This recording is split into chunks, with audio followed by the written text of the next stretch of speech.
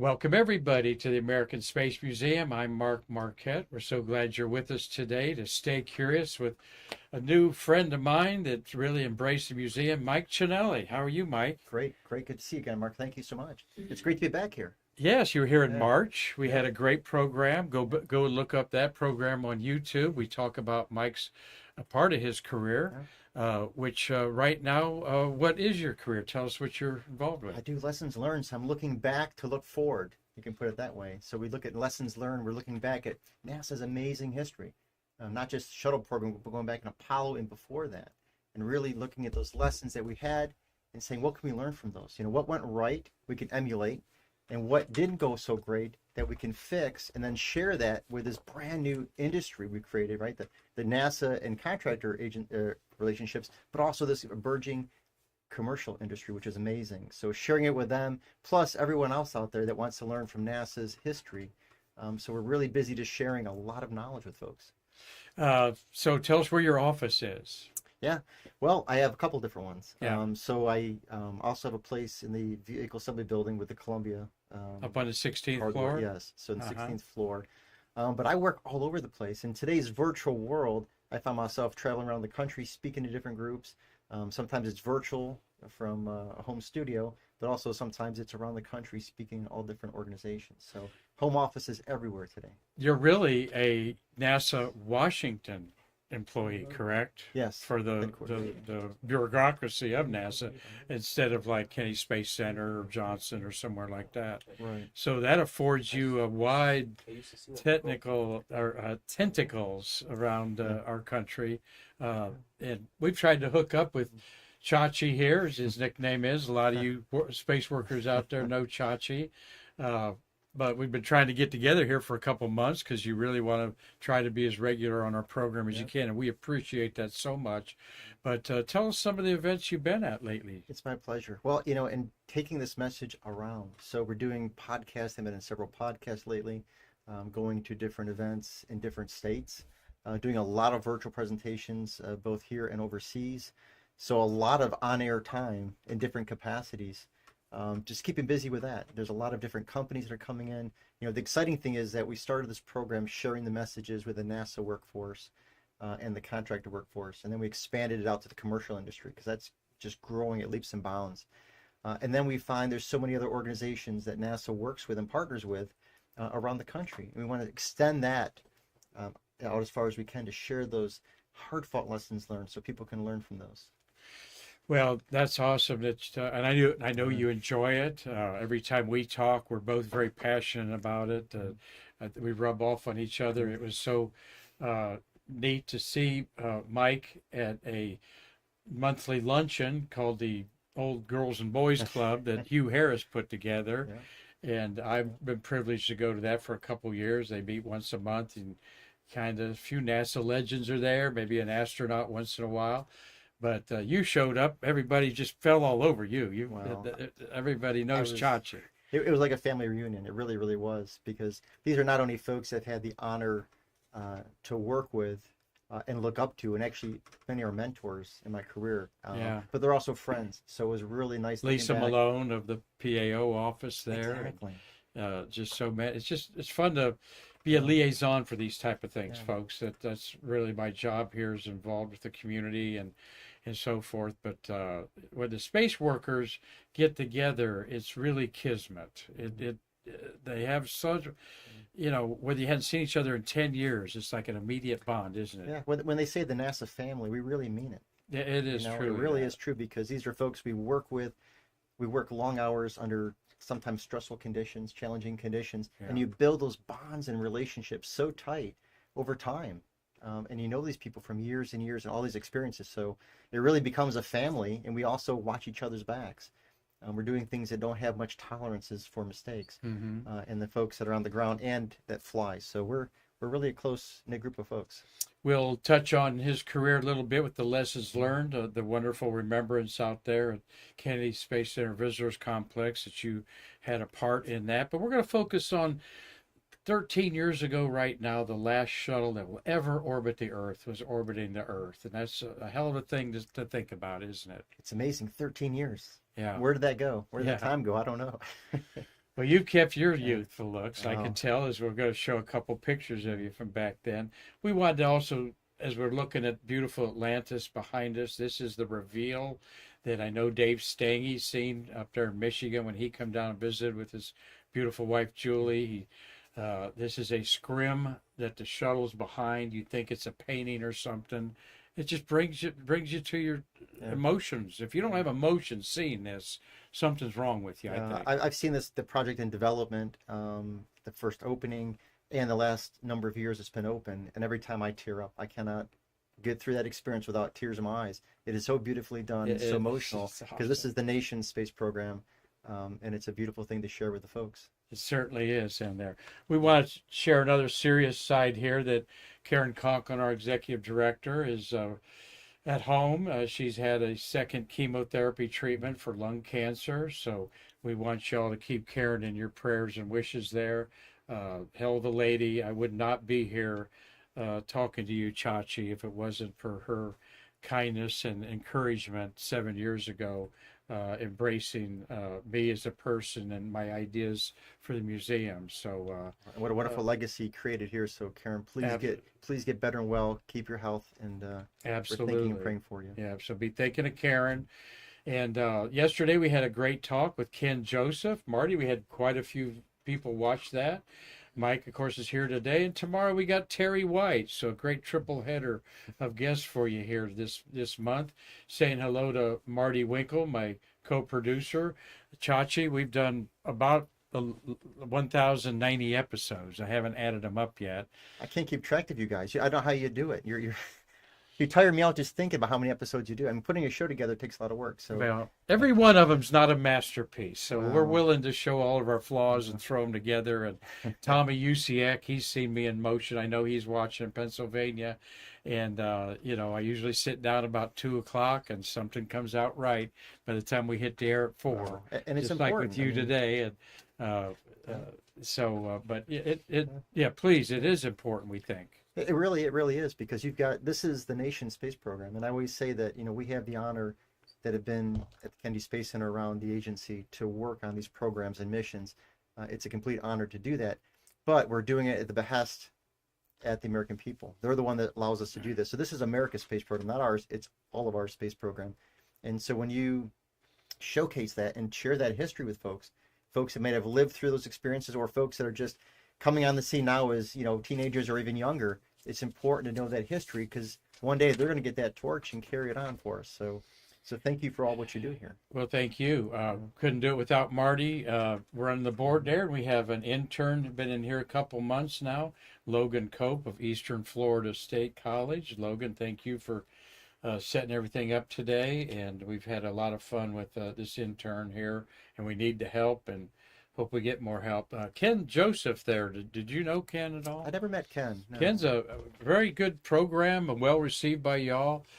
Budget technician liaison. He's talking about his 43 years, or I think, for NASA, working with the budgets and working with technicians to figure out, is this a reasonable amount of money that you need, or what in there. And I don't know if you were a test conductor, had other duties there with the shuttle. These are behind the scenes important people. Well, and that's the thing is, everybody watches the television, right? And my former role as a NASA test director, or other jobs I've had, sometimes you have the ability to, you're on camera, right? And people see you. But what they don't realize all the time is that there's a cast of thousands of equally important people, right? We all don't, there's no positions of who's more important. We're all equally important, play different roles. And without those positions, we don't get off the ground and do missions. So that's how it works out here. That works beautifully there. I didn't put up the slide of the shuttles in July. I've shown them to our guests a few times here. But as I'm going to say a little bit about you and the lessons learned, we've got some interesting missions there. Of course, we're going to talk about STS-135 was a July mission. You got the Woodpecker mission of 70 there. Remember that. And some other ones. If that spurs any interest of a comment about this month of July, sorry to put that up there. But Mike, you won some awards with your team. The beautiful forever remembrance out there at the Kennedy Space Center is an emotional experience. On one side are the Challenger astronauts. This is the Challenger side, I believe. Columbia's on the other side.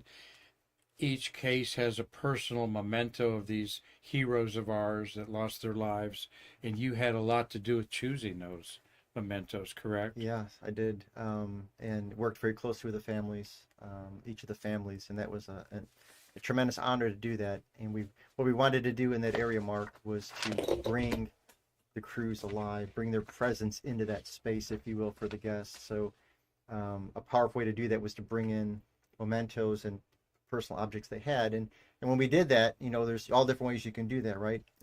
If we just try to fill it up with their awards and achievements, we need a space probably 10 times bigger than that. But we didn't want to really do that. What I really was hoping to do was get an essence of their personality. So folks going through there could relate to them. Even a young child could go through and relate to a lunchbox, relate to a model airplane, perhaps something like a Boy Scout uniform. And so they can connect to these folks. I mean, these folks are amazing and heroes and legends, but they're also people like us. And you want people to realize why amazing people who accomplish great things take these risks and do this for the betterment of all of us. And then hopefully inspire some young people walking through those halls that maybe say, you know what, I want to do this too. I want to get to my future and be successful. It really humanizes each of them. I was thinking of Jonathan Livingston's Seagull book. Is that Kalpana Chawla's? In hers there. At the end is a famous Reagan quote, the future does not belong to the faint-hearted, it belongs to the brave. And you turn right in this beautiful thing, and you're hit, and I'm getting goosebumps on my arms, Chachi, because it's just so beautiful. It's just so simple and so beautiful, this room. And, of course, you got a piece of Challenger, one of the famous pieces that was on a ship. And on the right, the windscreen of Columbia that still has pine needles from Louisiana in them there. And you had a part of choosing these objects. And definitely. Tell us a little about that. Well, that's the hard thing, because you wanted to do three things, right? You wanted to go in the first part and meet the crew, get the presence of the crew. So that was the part you just showed, the get to know the fallen friends and heroes section. And then you wanted to meet the orbiters, because I want them to see them. People don't get to see the vehicles up close, and these are very poignant pieces of each of the ships. And then you want to show those in a very respectful way. How do you show something very difficult but do with such, elegance and grace? And the desire was, and if you look at the objects, when you see them, you'll have a very hard time of seeing a spatial relationship around those. And by that I mean is you don't see a back, you don't see a ceiling or a round. I wanted the feeling that when people walked in, there was almost like a spiritual feel, that the objects were allowing you to see them. They weren't almost exactly in your space. Like in here, I can reach out and touch you. Well, in there, you can't quite reach out and touch these. So they're you can see them, but they're not in the same plane as you, if you will, with a spiritual component, to show the reverence and respect of what they are. And then we also wanted to show items that are, to show the dignity and power. So you have the forward windows of Columbia. Looking through those windows, you can certainly picture the crew sitting behind those, but the windows are the eyes to the soul for Columbia. And then when you look to the other side, you see Challenger, a beautiful piece of showing the American flag that's got scars on it, much like the American flag, right? In our Star Spangled Banner, but it shows what this piece went through. The flag survived. So a very powerful, poignant message behind that artifact as well. Like they're in midair. Just it is, mission accomplished. A very spiritual place indeed.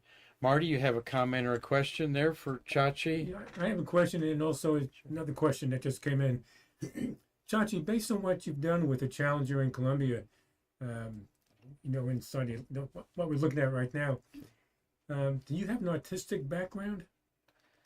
I don't. What we did was had an amazing team, right? So all of us contributed a vision. There was a vision towards this, and then we had really talented people. We had Louis Barrios and a bunch of other folks. We had lighting teams brought in from Orlando that do major theme park lighting. We had the folks that preserve them. Actually, we're on the lead preservation folks that did Titanic. So we wanted world-class people that were going to actually preserve the artifacts, help us to light the artifacts, not just show lights on them, but we spent days and days and days getting the right warm tones and color tones, color theory. So we had a team and a cast of folks, highly talented folks that helped bring that to life. So I like to have a creative side myself, but I was so thankful for the folks that we brought in, and they contributed their talents to help us really bring this to a level that's world class, I think. The blues just so serene. Yeah, Marty, a question? From Jonathan Ward. Chachi, you're one of the very few people who have been down inside the Challenger silo. Can you describe for us what it's like down there?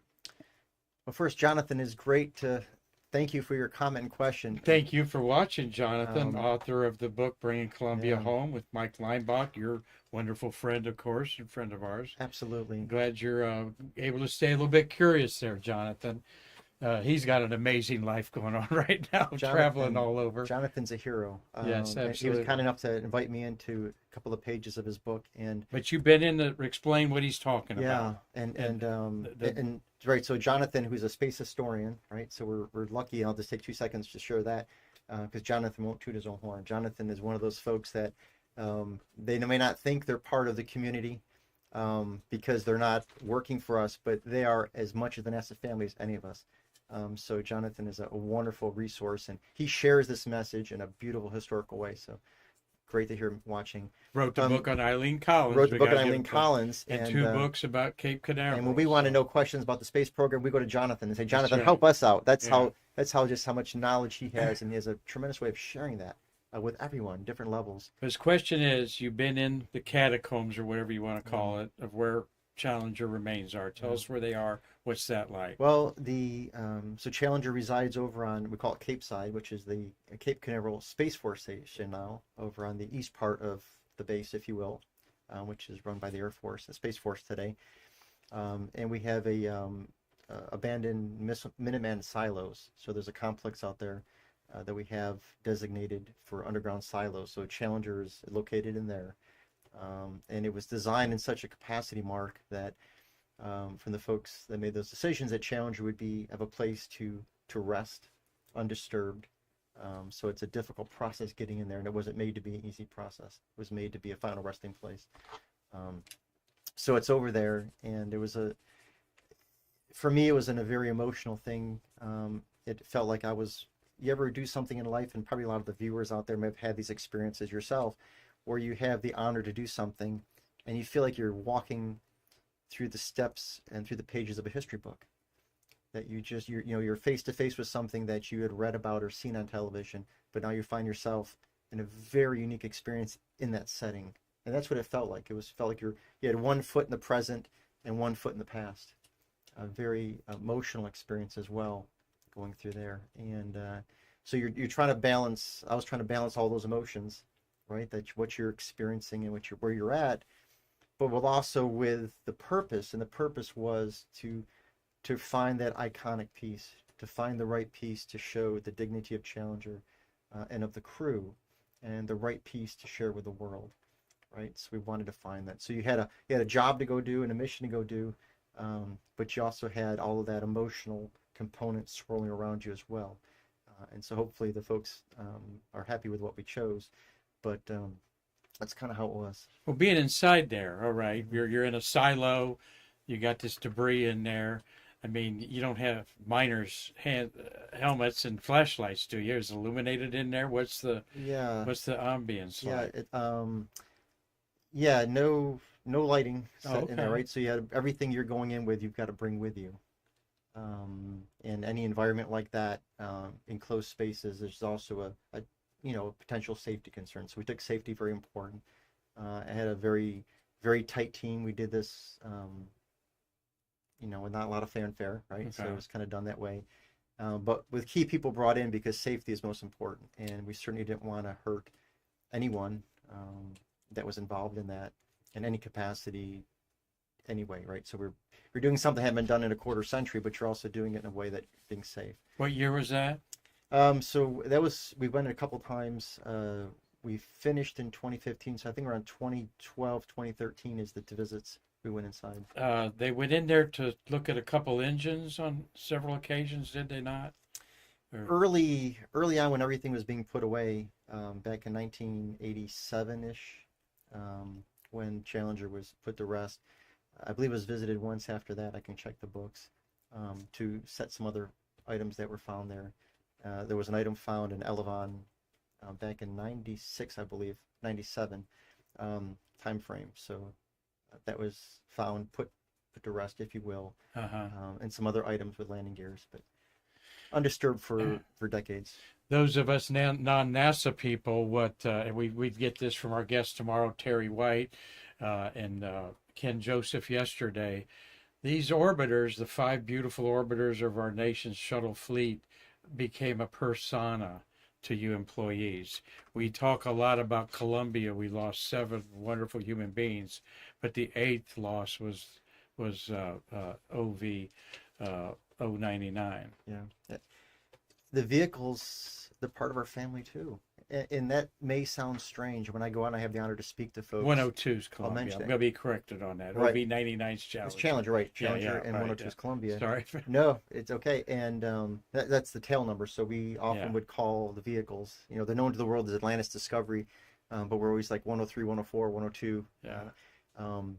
But they become part of the family, because you spend so much of your life with those vehicles, and you get to know their little quirks, right? So when Columbia powered up or Atlantis powered up, just the sound of the fans and what the voltages would be, and there's little nuances, just like your family members, right? All have little quirks and nuances. Yeah. We all do. You get to know the vehicles and their little personalities, if you will, and you spend so much time with them. You get really close to them, which is good, because these vehicles, you're going to send them up into a very harsh environment, and you want to get them home. And on board are your friends, so you got to get close to the hardware, so you take care of the hardware as best you can. We're talking here with Mike Ciannilli, a great friend of our museum now. He's had a great, rich career. How many years? I'm getting old, Mark. Yeah. 28 years now. Okay. Yeah, it's hard to believe, and it goes by. When I first started, I met a gentleman that worked in Apollo, and one of the things he had told me, and you're just starting out, I'm like, oh my God, you worked on Apollo, and there's so many legends like Bob Seek and so many amazing people I can't say enough about. These are just legends and mentors in my heart. But when you meet these folks and they give you advice, you have to listen, because they're sharp and smart. And one of the folks had told me, enjoy it every day, because it's going to go by in the blink of an eye. And they were telling me the experience of going through the Apollo years and through their shuttle experience. And now they were getting ready to close that phase out. And you listen to it and you go, that seems like a long time away, but it's really not. So I always tell younger folks now they're joining, this is what I was told. I'm passing that advice on to them. It's going to go by fast, because it's going to be fun and exciting and drama-filled and everything else that goes into a great novel or movie. Enjoy every minute of it, soak it up, live it, and then pass it on to the next folks coming after you. Great advice from Mike Ciannilli here. Marty said Mr. Bob Seek's watching today. He launched 37 space shuttles. You just pulled his name out of a hat. And he's a legend. Board member, a great supporter of our museum, former treasurer. Bob, we're glad that you're doing well. And we're going to have Mr. Seek on to talk about the approach and landing tests. So look at your calendar, Bob, see when I can bring you in this month here, because that Bob remembers fondly the tests of the shuttle out there at White Sands on the 747, and making sure we could land it with a core of 4 astronauts and about 150 NASA people out there. So that's real Hallison Daisy. That's going to be a great show. Yeah, well, we'll look forward to Bob anytime. Let's look at a little bit of space history, because that's what we do. Sure. Something to change for a little bit, some happiness. We're not going to talk all sour grapes here, but we want to.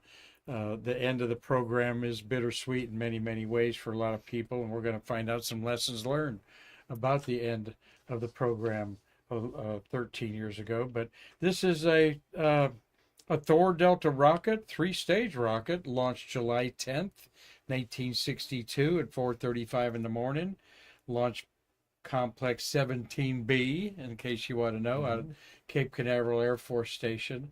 And on top of it was one of the most underrated first missions of all time, Telstar 1. This little satellite was used to broadcast the first live images around the world.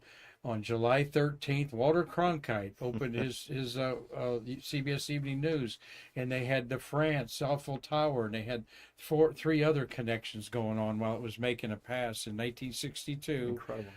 Intercontinental television, because of this, Telstar launched on this date, and really underrated. It was a private commercial spacecraft too. NASA had one called Relay that they never got up before this. So, monumental day in history, like every day is. And guess what? Telstar was celebrated with a hit song by the Tornadoes, an English group. They would hit #1. It was an instrumental with a whiny kind of spacey sound music to it sound, there. yeah. But obviously had a danceable beat to the teenagers in 1962. So that's a little bit about what's happened in space on this date in space history. Talk a little bit about, we mentioned you being out there in the shuttle last third of its era there. What was this occasion, Mike? Who's that young guy over here? I don't know who this Yeah. guy is. That was right before 135. So right before the last launch of the last space shuttle launch, Atlantis. That was on the pad, and that was just a couple days before. And you talk about bittersweet, right? Many things in life are like that. Going out there was it was jaw-dropping. I had the honor to be involved in so many of the launches and watch everyone since I was a little kid, but launch so many of myself, be part of the team. And you're out there and you realize this is the last one. That was an emotional. So you're looking up at something so beautiful, and you can't put into words. You're standing there looking up at it, and this machine that's going to weigh 4.5 million pounds is going to fly at 17,500 miles per hour in a couple of days. And right here is going to happen, right? This is ground zero where all that fire and smoke is going to happen. And this is going to be the last time. So you're looking at something so almost poetic, but then you realize you're never going to see this sight again. So you're trying to soak it in. And I love that picture because, we can't see that picture again in live circumstances, but it just remembers what so many amazing folks did for 30 years. Absolutely. We love celebrating here at the American Space Museum, your favorite nonprofit, we hope. We're going to see some launch pictures and the excitement of that. We had a slide that we shown before. Sorry, that's low resolution. There's Mike Leinbach, another launch director, launched 135. And I think Mike launched 31, something like that, shuttles. His career, he's giving you a little award there. Yep. Bob and Mike, two amazing launch directors. They are, if you want to look up launch director in a thesaurus or a dictionary, you're going to see Mike and Bob's picture next to them. Just Absolutely. Legends in the business and great guys to boot. And passed it on to others, of course. Bob teaching Mr. Harrington and Jim Harrington and others. I think King and Rowe followed, and then all the commercial. You think about the commercial launch directors now. So yeah, we had the NASA launch directors, right? That launched the NASA dedicated programs, but now you've got a whole host of other commercial ventures that are launching rockets almost every day. It seems like, doesn't it, Mark? It's incredible. So you have all that commercial launch directors out there. So these folks are inspiration not only for the folks around them, but also a whole new generation. Right. Mike Leinbach, great friend of our museum, loaned us the hatch covers of the last three missions. It's one of my favorite things in our museum. And he had a lot to do with Charlie Blackwell Thompson being the launch director for Artemis, as she was under his tutelage. And I think we're going to see a picture of her in the walkout that we've talked about. Marty, you got a question, sir? Mark, we got a comment and a question. Comment from Carlton Bailey. I walked among the Challenger and Columbia reconstruction both. The examples picked were excellent in my opinion. Saw the flag lowered richly into the silo. Very well done exhibit. That's from Carlton. Thank you, Carlton. Thank you, sir. And a question from Dean Babcock. Once all the moonwalkers have passed, do you foresee an exhibit devoted to those heroes? Wow. That's a great question, Dean. Something to think about. We'll definitely take that consideration. You do have the Hall of Fame over here, Astronaut Hall of Fame. So we do have that at the Kennedy Space Center Visitor Complex, which is a great way to share and honor those astronauts. Here at the American Space Museum, you honor those as well in different ways. But it's a sad thing, right? We don't have all of them left, and those folks did something iconic in history. So we certainly don't want to let them lose their place in history. Yeah, absolutely. 4 moonwalkers left. Just had Jack Schmidt had his 88th birthday, I think, and Charlie Duke's the youngest. He'll be 88 soon. Of course, you got Dave Scott's 92 and 94-year-old Buzz Aldrin. Great idea. Maybe they'll move forward with that at Delaware North. They do a lot of upgrading of their exhibits, and the Apollo 1 exhibit is very, very nice exhibit. And you said who had a lot to do with that? Yeah, Calvin Manning, I'm sorry. Yeah, Calvin Manning. He's a deputy director at Kennedy Space Center. He did a lot with that, and he had a team behind him that helped him, of course, with that. But it was important because you want to remember these folks in a very, very special way that gave their lives for the national cause. Well, we're enjoying this conversation, reminiscing. We'll have other shows that are going to be more focused on maybe you as test conductor and some of the missions you want to bring in, Chachi, as we have you in here. But we want to get to 135 that in history was orbiting the Earth 13 years ago, launched on July 8th, 2011 at 11:29 a.m. for those of you remembering that. We love talking, Chachi, about the artwork from this very popular book, Mission Patch Handbook, that we quote a lot. So the patch represents the Space Shuttle Atlantis embarking on its mission to resupply the International Space Station. Atlantis is centered over elements of the NASA emblem, depicting how the Space Shuttle has been at the heart of NASA for the last 30 years. It also pays tribute to the entire NASA and contractor team that made possible all the incredible accomplishments of the Space Shuttle. Omega, the last letter in the Greek alphabet, recognizes the mission as the last flight of the Space Shuttle program, and that's the gold there for you all that don't know what the symbol for Omega is there. Of course, you had astronauts on board, and this iconic post-Hollywood poster was Chris Ferguson, the commander, Doug Hurley, the pilot, Sandy Magnus was the mission specialist, and Rex Walheim was a mission specialist. Sandy and Rex were on their third flight, I believe. Hurley, they had a lot of flights. I don't have it in front of me here. Ferguson maybe 4, and Hurley maybe his 3rd or 4th. But Ferguson is in the Hall of Fame, so's Magnus, and Doug Hurley probably will be, as he was the commander for the Crew Dragon 2 and still an active astronaut. So, yeah. I love these Hollywood posters that they. Yeah, towards the end of the shuttle program, we start doing that. The public affairs folks and graphics folks start working. Some of the give it a movie feel to it, so some of them were pretty cool. You'd see these on the walls. Yeah, you see the posters come out, and we'd have pictures come out. So it was always kind of fun looking to the next design and what the great creative artists would come up with. And the alpha of the shuttle is, of course, the late John Young and Bob Crippen. There, Bob is 84, 85 years old. He's made some appearances lately. Looks great. Thank you, Bob, for your support of our museum 20-some years ago when we were building the shuttle monuments out there. And but what an iconic group of astronauts there, led by Mr. Astronaut John Young. You ever had a chance to meet Young or interact with Crippen? I did. I actually have an interesting story about John. Again, early in my career, and you're just in awe. Everywhere you go, you're in awe. And these are buildings that I dreamed about working in and being part of and seeing things. So one day I was actually in the VAB, Vehicle Assembly Building, walking around, and occasionally you'd see a blue suit or an astronaut, right? So you recognize that you'd see the blue coveralls. So it got your attention. So I looked over, and it was a distance away, and I saw this gentleman wearing blue coveralls, and I looked over closer, and I could see some patches on his, and I saw STS-1, STS-9, I'm sorry, STS-5, and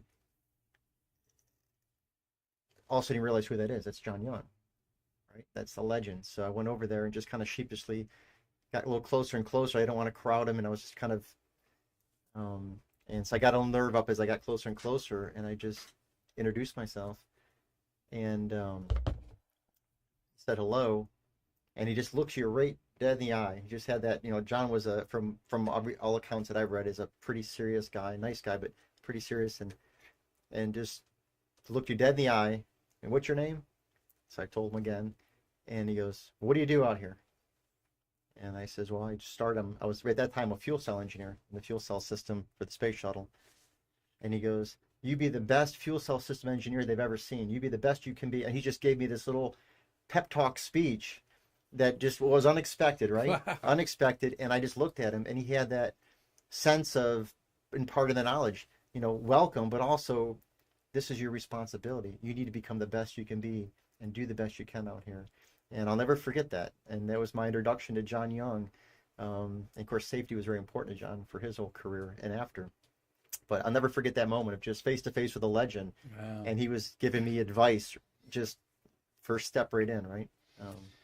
Great story there, Yeah. Chachi, and those only kinds of stories that Stay Curious watchers can get. So tell your friends to look at our big group of episodes on YouTube and even on Facebook. There's some legends on there and stories like this you just can't believe. But yeah, what a guy, John Young. I think he was asked on, one of the flights, were you nervous at the Saturn V launch or whatever? And his comment was, of one of his many quips that we talk about, John Young said something like, well, if I wasn't nervous, there'd be something wrong with me. Okay. Classy. He didn't mince words. He had a very direct way of delivery, but perfectly said, right? What a cool photo to the end of the program. The two astronauts that bravely did a test flight without flying the shuttle uncrewed. And here's that early morning crowd out there at Spaceview Park, something I took off there, still getting the crowds out there. Over 1 million people, they say, watched this launch. I couldn't find the picture of the Max Brewer Bridge. It was just covered with people. Where'd you watch it from, Chachi? I had one of the most unique, coolest places to watch this one from. It's funny you asked that question. When you're out there, there's different places you want to be, right? And when I wasn't yet in the firing room or for launch, I just dreamed about being in the firing room. I've got to be with the launch team launching the rocket. So that was a goal of mine as a kid, right? And in my early part of my career. And I had the honor to sit in the firing room for the prime launch team for a lot of flights. So that was an honor to do that. The second place I wanted to watch the launch from was the top of the vehicle assembly building, which is a very unique place to watch a launch from. There's a very, very, very small number of people. 550 feet in the air? Yeah, exactly. And I just happened to, the way the launch rotations were, I just happened to be not working prime launch team for the last flight. So that opened up a possibility. And I had the honor to stand on top of the VAB and watch the launch, almost looking down because you're higher than the launch pad is. That was a surreal moment. So I got to kind of be almost a member of the public for a second as a fan, which was kind of cool in my perspective, right? From my first launch as a kid to my last launch as a fan, watching it and actually being able to just take that moment in and the sounds and the sights and the feel of that going up. I'll never forget that moment. Well, it was a moment for everybody. Here's a beautiful 360-degree pad shot of it up there and breaking through the clouds up there. It had to be a little surreal the many times that you saw it, just to think I'll never see this again. It was, it almost brought you back to the old Beach Boys song of "Do It Again." Just wanted to do it again. You saw it and you wanted to soak in every single sound, every single visual cue, everything you saw. You just wanted to bottle it up because you knew it'd be the last one, and you just knew you're going to miss that feeling. I mean, the rockets today are beautiful, and we're launching all the time, but you wouldn't see this beautiful vehicle fly. So yeah, you're soaking it in. Chachi, one of the lessons learned as an outsider that I'm always amazed at is the 134 was going to be the last mission, and then they had everything together for 135. But people like Marty working on the Space Shuttle main engines and the Launch Process Service program, hundreds, thousands of other people got their pink slip 2 years before this last launch. And I've said it over and over again to the regular watchers of Stay Curious know I keep saying, what an amazing thing that everybody worked to the end to as best as they could do. Nobody threw the monkey wrench in something. Nobody was mad and glued a important file shut or something like that. You know what I'm saying? Absolutely. That's a credit to the culture of NASA, I believe. Yeah. It was hard, Mark, because as we're going through that, and I was a NASA test director at the time, and you see as we're getting ready to ramp down the program, one of the biggest concerns from shuttle program leadership was keeping the team focused and sharp, their eyes on the game, and not missing anything. And actually, also during part of this, I had the honor to be the intern for our shuttle program manager, shuttle program director of shuttle processing. So I was working for her at the time and in the front office. So I got to go to a lot of firsthand meetings. And I remember the edict was, this launch has to be as safe and successful as the first, if not more, right? This has to be, we have to find ways. And there was a huge effort from all different types of folks in leadership and down to make it that way, because we knew our friends weren't all going to make it through with their jobs. We knew what that would do for distraction, for the emotional component, because we're all people, right? Because you do that. And then the technical concerns. So it was a really big concerted effort to try to keep the band together, if you will, to keep everybody sharp and focused on it, all knowing. And we really you didn't want to talk about it much, right? Sometimes the nervous laughter you'd talk, or nervous jokes, you'd broach the topic, but you didn't do it often because it was difficult, right? These are people you grew up with in your career, and all of a sudden, very soon, they're not going to be there next to you anymore.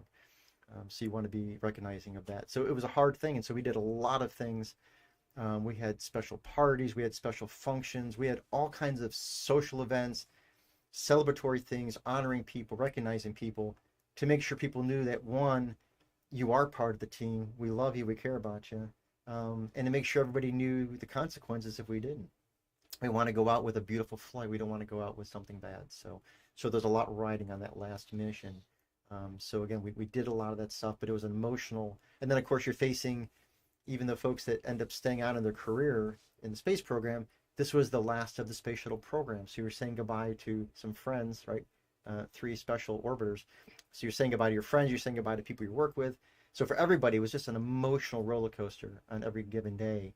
And they navigate through that, try to keep your eye on the ball. Hey, you've got a rocket on the launch pad, and your friends are getting on board. Do it right. It's hard to mix all those emotions plus your day job. What a great explanation of all that. And this was NASA did it so well at the end of the space program that our friend, former director Jay Honeycutt, has told me that it was approached as a model of what you guys did for decommissioning nuclear reactors, for example, another very intense technical situation that you don't want anybody being mad and doing something that would be nefarious to undermine shutting down a nuclear plant. And it was amazing. These folks too, Mark, a lot of them, of course, are facing a big challenge in life, right? You're facing a job change or something like that. And the dedication they had. I mean, and you're looking at these folks and you know what's going to happen real soon. And they would come to work with an A game. No matter what they were feeling inside or at home, they came to work with the A game, and they brought it.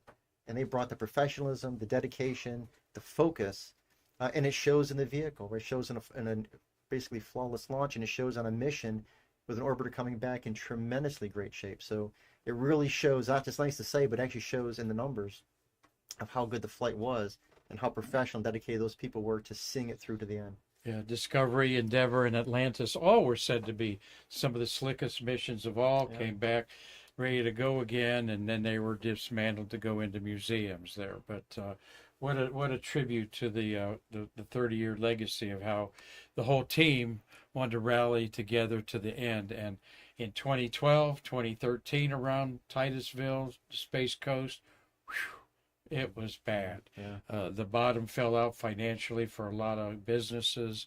People were putting keys in their mailbox, calling up their bank and saying, I've got to go back to Michigan or Pennsylvania or something and work in a factory. I can't live on $15 an hour here where I'm making 30. So Well, and that makes you think too, Mark. It's a great segue because, we thought of ourselves as the ones that are working out there and those folks that were losing their jobs and their careers.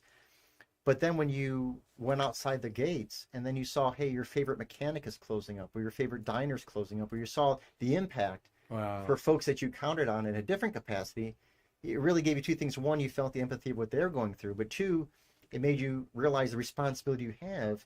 A lot of people are relying on us. If we make mistakes or we don't continue through and do good work, we're not only impacting ourselves, we're impacting people that don't have a direct touch to it, but they're directly impacted by what we do.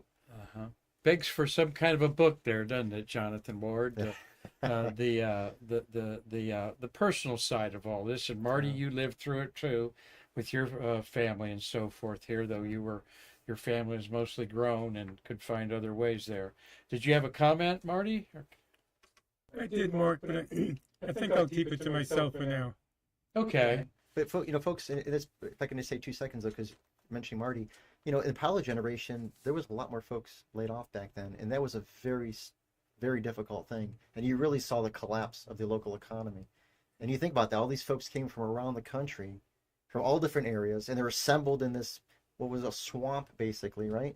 And turned this swamp within a couple of years into the world's most technologically advanced place on the planet. And then after a few relatively short years in comparison, they had to disband the band, and they had to leave very quickly, and that impacted a lot of those folks. Yeah. So we've been through this twice. Yeah, good point, Marty. You were sweet twice. You've been through that. So, well, we want to. The shuttle landed on July 21st, 2011. At 5:57 a.m. And I've often wondered, can't you just do one more orbit so it can land in the daylight? But this was the scene. Tell us what this scene is. We got some special people in this picture at the bottom, but it landed at night, was serviced, and then it was surreal. It was surreal, and I remember the landing. I went out there early. It was pitch black, and when I was close as we could get to the runway, and it was one of those things you kind of said interesting comment, Mark. I remember the emotions as I'm thinking about this. I remember sit there at the runway waiting for the landing, and usually you're waiting for landing. Your anticipation for it. You're excited. Come on, get her home. We've got work to do to get her back up there, right? I remember thinking, don't come back yet. You really I didn't want the mission to end in a way, because you knew once that wheel stop happened, it's over. So you're kind of hoping, somehow can we keep her up there for a longer time? Of course you can't, right? Then when you saw that vehicle, I remember passing by, and then you see it touch down. It was like, this is it. So this is, lands in the dark, and of course I've got a picture of that. We'll see in a minute. Lands in the dark, and of course then we're here. Then we had to take the vehicle after a little bit of time, bring her back one last time to the processing facilities to decommission her. That was a difficult day. So this is the walk down the shuttle runway, the famous 3-mile runway. Yeah. Got a tow truck there involved there, and great photo that you shared with me here, and I could zoom it up there. Yeah. And we see some of our friends among that group there. Absolutely. And Miklos is on the far left there. We still need to get Ann on our program, but she worked out there on the shuttle and did a lot of photography. We're selling her photography. Terry White is right there. Do you recognize his mustache there? I think that's Charlie Blackwell Thompson beside him, the red-headed lady. Could that be who that is? I believe that is. Yep. Who else would you know there? Let's see who we got. I think Angie Brewer's on the right. There were no astronauts. These are all space workers. This was sort of a your thing. It was a your thing thing. And, what happened was... There you are above my head there. You're right there. That guy over there, right? Terry's on the far left, Terry White. That was a surreal day, Mark, right? Because you've got, as I think back, you've got the moment of you're watching it touch down the last time, and then you go out to the runway, and a few of us had a very amazing opportunity. I actually got to climb on board after the crew got off. So a couple of us went on board after the astronauts got off, and I remember sitting in the commander's seat looking out the window on a hot vehicle, right? It's all powered up. And you're looking out the window and realizing this is the last time this is going to happen. And I'm sitting in the commander's seat. He just flew a space mission. You're sitting right there looking out the window, you see the center line of the runway, and you got all those emotions.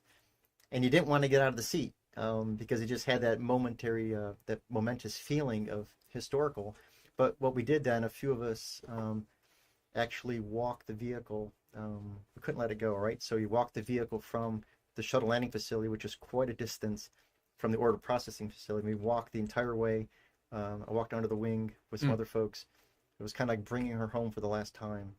And what a crowd there at the OPFs there.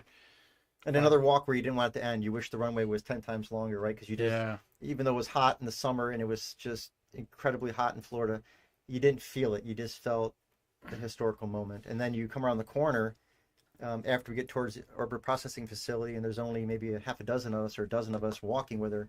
But then you have all of the workforce there greeting Atlantis.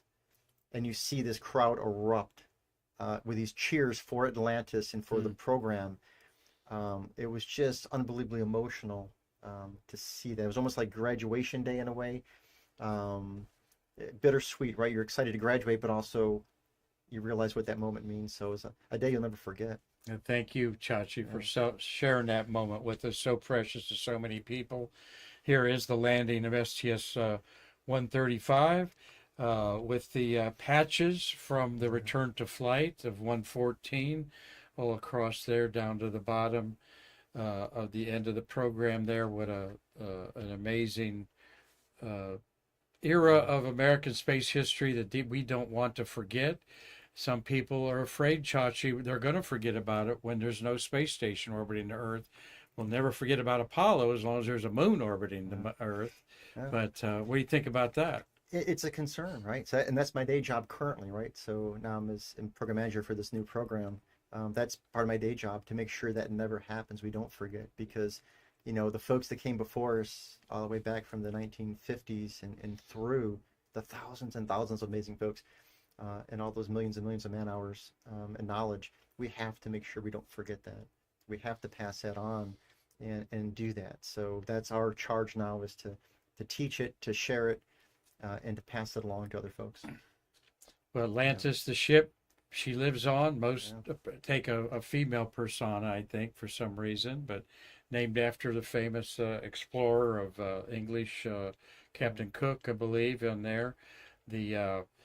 She lives every day out to Space Center. Anytime I'm out there in the Atlantis building, I got to go over there and just stand underneath her. This is Mark Usiak's photographed during the Hall of Fame celebration. I think it was the year before, but the forward end of it there, we're looking at the payload bays open there. And Mike Baker, astronaut's been on this show, and Mike's comment was, I stand underneath Atlantis. I can't believe I looked out those windows on 2 missions up there, you know. Isn't that incredible? It just gets to everybody. Yeah, I mean, it's hard for us to see sometimes it like this, because it can feel like a bird in a cage, right? The most beautiful sight is seeing a shuttle on a launch pad. I'm a little biased, but the second best thing from seeing a shuttle on the launch pad ready to fly is in an environment like this, because it's so beautifully done, and you get to see people. And when you go to the visitor complex and you see little kids running up to the edge to take a look, or maybe their grandparents with them, and you see what it means to so many people, and what all of us have done through all the programs, Mercury, Gemini, Apollo, all of the programs and associated programs.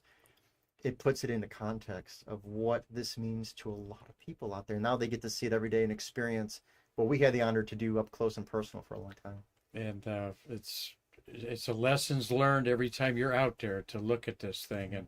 And somebody like Terry White, I've taken pictures of one of the wings and just said, what do you see there?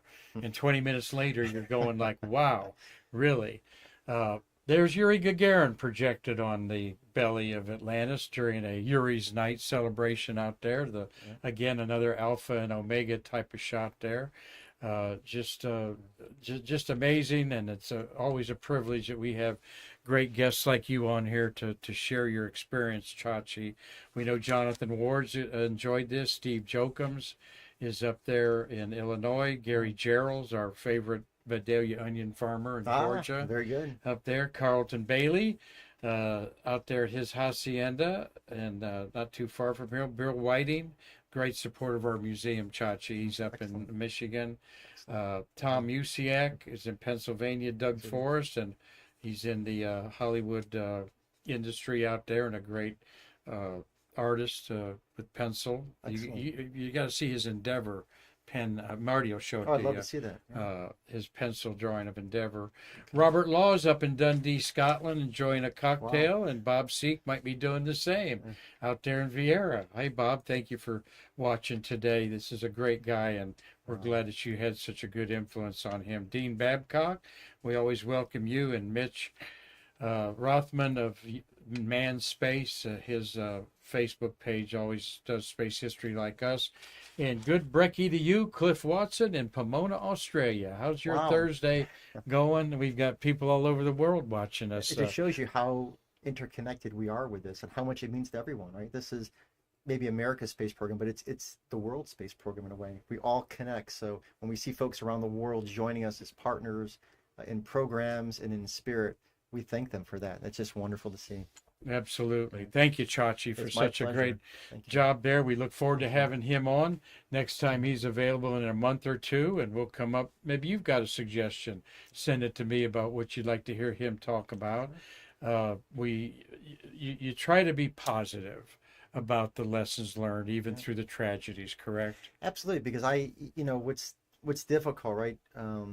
You look at the accidents and it's difficult to remember what happened in the loss of your friends and your vehicles and what happened as a result. But I look at those now. When I look at the stories and I share the stories, I say it's like a sunrise for me now, because I take these stories and we reflect upon the past and we never forget, and we have those memorial services and remembrances, which are important to do. But we also look at through a different lens, and that's the lens of a sunrise, because if we share those lessons and we effectively employ those lessons in what we do, we can hopefully save lives and be more successful and safe. So I say the crews and the missions that we lost, those crews are still working with us. I feel it every day. And I humbly say I have the honor to work alongside them. And so we work with them, we carry on their mission. I always say 107 wasn't the last Columbia flight, 51L wasn't the last Challenger flight. Their next mission now is to inspire, educate, and help make the future better. And I truly believe that because I see it in the hearts and the face of the people I talk to. So when I look at these missions, it's difficult to share the stories and difficult to remember that. But it also, I want the audience to leave with a smile on their face, because if they learn from them and take that to heart, we're going to save lives in their names and be more safe and successful because of them. So it's really a positive, beautiful story with very difficult elements to it. Well, thank you. Tell it so beautifully, and thank you for sharing it. Michael Ciannilli, Director of the Lessons Learned Program for NASA. Again, things that you've heard and you'll never hear again unless you watch another Stay Curious. So we want y'all also seriously to keep Karan in your thoughts and prayers there and her whole family. And we want you to come back tomorrow and see Terry White. We're going to talk a little more about 135 with Mr. Terry White from a different perspective. He was the chief of the shuttle garages, so to speak, up there. So I'm looking forward to that with myself. all right. Well, thank you. My pleasure. Chachi, always welcome here. And we know that you all enjoyed today's show. Can't wait to see you all tomorrow. Until then, I'm Mark Marquette saying I can't wait to see you in our fabulous museum here in the middle of downtown Titusville. Until then, we will bridge the space between us. Thank you.